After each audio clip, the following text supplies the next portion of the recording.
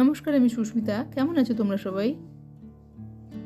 জাঁকিয়ে শীত পড়েছে, আর শীত ততক্ষণই আমাদের কাবু করতে পারবে যতক্ষণ না আমরা শীতের বিরুদ্ধে উপযুক্ত ব্যবস্থা নিতে পারবো।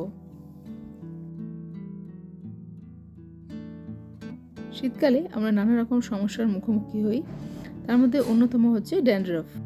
খুশকি থেকে মুক্তি পেতে তোমরা যে কোনো টি ট্রি অয়েল ব্যবহার করতে পারো। আমি এখানে ব্লসম কোচারের টি ট্রি অয়েল নিয়েছি। এটা একবার কিনলে কিন্তু একটু কস্টলি, কিন্তু একবার কিনলে অনেক দিন পর্যন্ত ব্যবহার করা যায়। একটা স্যানিটাইজারের বোতল ছিল, সেটাকে ভালো করে পরিষ্কার করে নিয়ে তার মধ্যে আমি টি ট্রি অয়েলটা নিয়ে নিচ্ছি কয়েক ফোঁটা, আর তার সঙ্গে এক ছিপে দিচ্ছি জল। আমি এখনের ইউজের মতো অল্প একটু সলিউশন তৈরি করে নিয়েছি। এটা কিন্তু অল্প অল্প করে তৈরি করাই ভালো, না হলে এই এসেনশিয়াল অয়েলের যে নিজস্ব স্মেলটা থাকে এটা কিন্তু উবে যায়। সেই জন্য যখন ইউজ করবে তখন এর মতো অল্প একটুখানি বানিয়ে নিও। 10 ফোঁটা জলের সঙ্গে 3-4 ফোঁটা টি ট্রি অয়েল মিশিয়ে একটা সলিউশন তৈরি করে চাইলে কিন্তু তুলোর সাহায্যে এটা স্ক্যাল্পে মাখতে পারো। শীতকালে ড্রাই স্ক্যাল্প থেকে খুশকি আর তার সঙ্গে চুল পড়ার সমস্যা আমার ভীষণ হতো।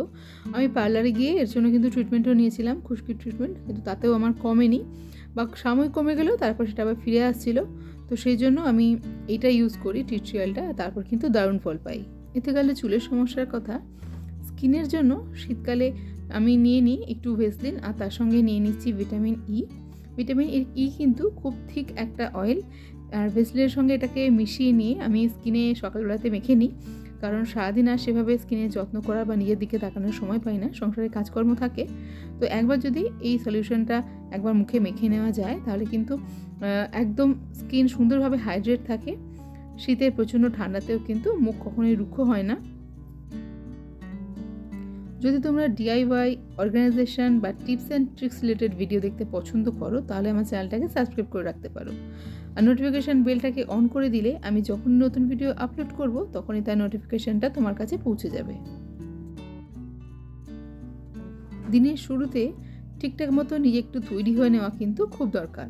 এতে নিজের আত্মবিশ্বাস যেমন বাড়ে, তেমন শীতকালে যদি আমরা সঠিক পোশাক আশাক পরে রেডি হই নি তাহলে কাজকর্ম করতেও কিন্তু অনেক সুবিধা হয়, কাজ করার এনার্জিটাও কিন্তু বেড়ে যায় অনেক গুণ। সাধারণত আমরা সুতির বেডশিট ব্যবহার করি, কিন্তু শীতকালে এই সুতির বেডশিটগুলোর জায়গায় উলেন বেডশিট কিন্তু কিনতে পাওয়া যায়, কিন্তু এগুলো খুবই কস্টলি হয়। আর আমার কাছে ছিল এই ডাবল একটা ব্ল্যাঙ্কেট। এই ব্ল্যাঙ্কেটটা খুবই পাতলা, একটা বন্ধুর কাছ থেকে গিফট পেয়েছিলাম, বাড়িতে পড়েই ছিল, তো সেটাকে আমি কিন্তু পেতে দিয়েছি উলেন বেডশিট হিসেবে। এতে করে এই বিছনাটাও বেশ গরম থাকবে, আর পরে থাকা জিনিসও সুন্দরভাবে ব্যবহার হয়ে যাচ্ছে। শীতে গরম গরম কচুরি পিঠে পুলির সঙ্গে প্রত্যেকদিনের কাজকর্ম করতে কিছুটা ব্যাঘাত বোধ হয়, কারণ ভীষণ আলসেমি লাগে কাজকর্ম করতে। ঠান্ডার জন্য অনেক সময় আমরা জবুথবু হয়ে পড়ি, তো প্রত্যেক দিনের কাজকর্মগুলো করতে অনেক সময় আমাদের অসুবিধা হয়। তো আশা করি আমার টিপসগুলোকে ফলো করে তোমাদের কাজকর্ম করতে একটু সুবিধা হবে, একটু ইজি মনে হবে কাজগুলো। তো ভিডিওটি যদি ভালো লাগে তাহলে অবশ্যই কিন্তু একটা লাইক করো। শীতকাল মানেই বিছনা জুড়ে ব্ল্যাঙ্কেট, লেপের পাহাড়, খুবই অগোছালো দেখায় বিছনাটা, তার জন্য তো ব্ল্যাঙ্কেটগুলোকে কিন্তু তোমরা এভাবে ভাঁজ করে নিতে পারো।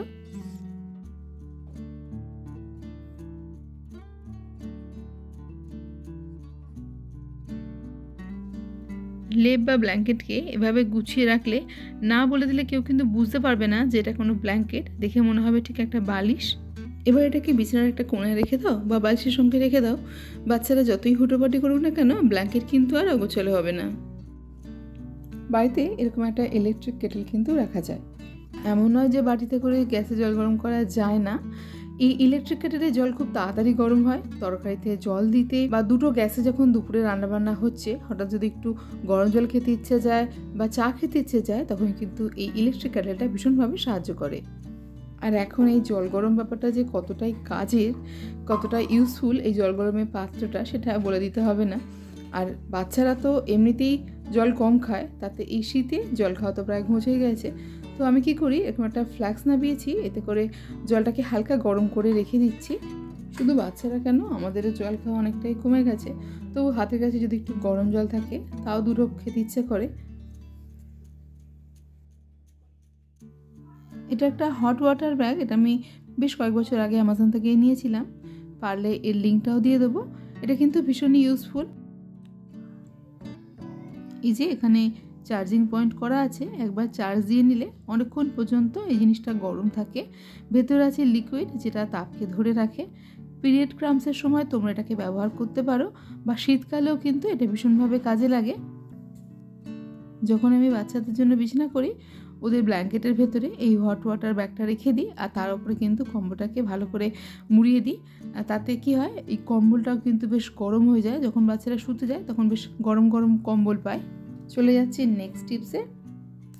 এখন তো 2-3 মাসের জন্য এসি বন্ধ। এসি না চললেও রিমোটের ভেতরে যে ব্যাটারিটা আছে এটা কিন্তু অনেক সময় আমরা খুলতে ভুলে যাই, আর তারপরে 3-4 মাস বাদে যখন আবার এসি চালাতে যাই তখন দেখি ব্যাটারি পুরো এমটি, ব্যাটারিগুলো আর কাজ করে না। নতুন ব্যাটারি ভরে তবে রিমোটটাকে আবার চালাতে হয়। এক্ষেত্রে এটা করতে হবে, ব্যাটারির দুটো সাইড আছে, একটা নেগেটিভ একটা পজিটিভ, আর রিমোটের মধ্যেও কিন্তু নেগেটিভ পজিটিভ সাইন দেওয়া থাকে।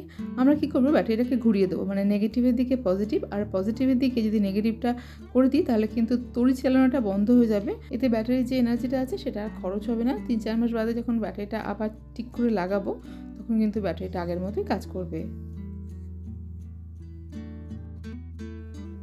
চলে আসছি পরের টিপসে।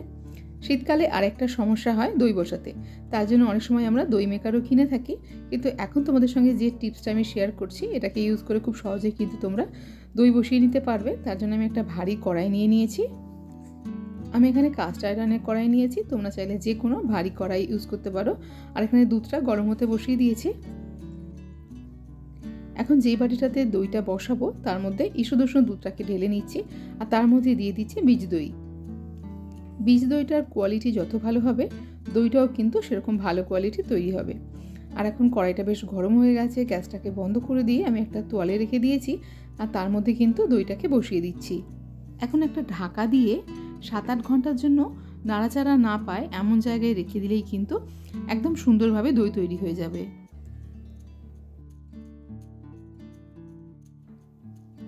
চলে আসছি পরের টিপসে। যতই শীতকাল হোক ধনেপাতাকে গুছিয়ে সুন্দর করে না রাখলে ধনেপাতা কিন্তু শুকনো হয়ে যায়। তার জন্য অনেক সময় আমরা কন্টেনারে টিস্যু পেপার ইউজ করে তার মধ্যে ধনেপাতা রাখি, বা এরকম নানা রকম ট্রিক্স আমরা ইউজ করি। তো এখন আমি যে টিপসটার কথা বলছি এটা কিন্তু সবথেকে ইজি। এখন শীতকাল বলে ধনেপাতা ছট করে পচে না। তো আমি কি করেছি, একটা বড় কফি মগের মধ্যে জল নিয়ে আর তার মধ্যে ধনেপাতাটাকে রেখে দিয়েছি। এইভাবে রেখে দিলে কিন্তু অনেক দিন পর্যন্ত, প্রায় 14-15 দিন পর্যন্ত ধনেপাতা কিন্তু একদম ভালো থাকে। আর এখন এটাকে ধুয়ে রেখে দিয়েছি। তো রান্না করার সময় কাঁচি দিয়ে যতটুকু প্রয়োজন ততটুকু নিয়ে নিচ্ছি। আজকের ভিডিওটা এই পর্যন্তই। খুব তাড়াতাড়ি দেখা হচ্ছে নতুন একটা ভিডিও নিয়ে।